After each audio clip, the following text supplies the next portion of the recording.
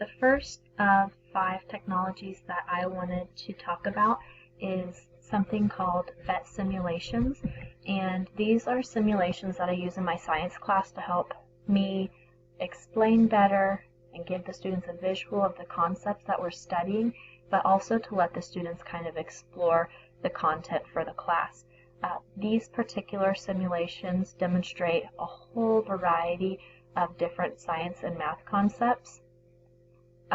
The whole point, or my goal in using these simulations, is to either reinforce a concept, giving them that visual learning tool, or letting the students think critically and figure out how to use these concepts themselves, let them kind of explore it a little bit. Obviously, this is for the students, and the standards that are being met are standards that help them think critically and to use creativity to solve problems.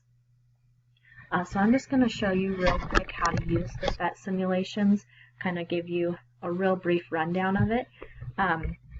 If you go to Google and you Google Phet Simulations, you should come up with something right away that you can click on. It's an educational site, I think Boulder,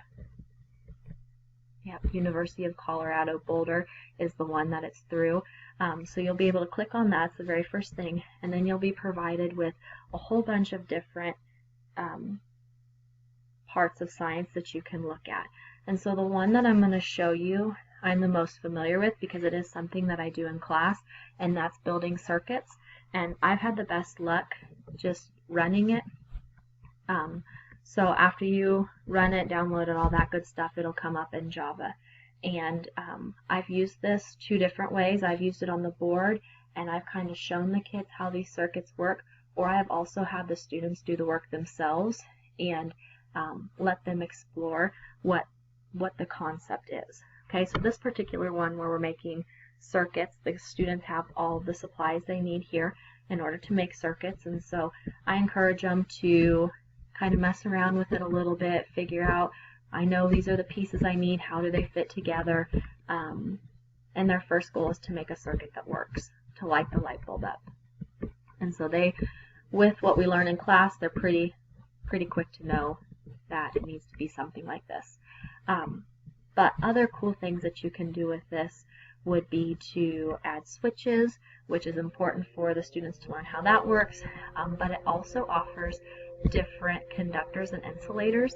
And so if you don't have these materials available to you in your classroom, I think that these simulations are good for using the online version of it to demonstrate the same thing. So they can pick any of these things and insert it into their simulations. So again, it just gives them a good look at how things can be done and what they're capable of learning just by kind of messing around and exploring themselves. So again, lots of different concepts that you can study using these simulations, and the kids really get into it with it being interactive.